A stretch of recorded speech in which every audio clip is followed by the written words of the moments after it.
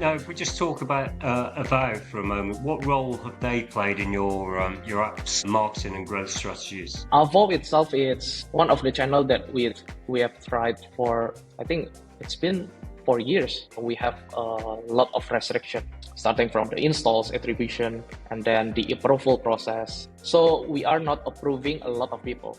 We tell AVOW that we are aiming to get higher quality users. We have a higher benchmark in terms of the user run rate, like install to apply to approval, compared to the other competitor.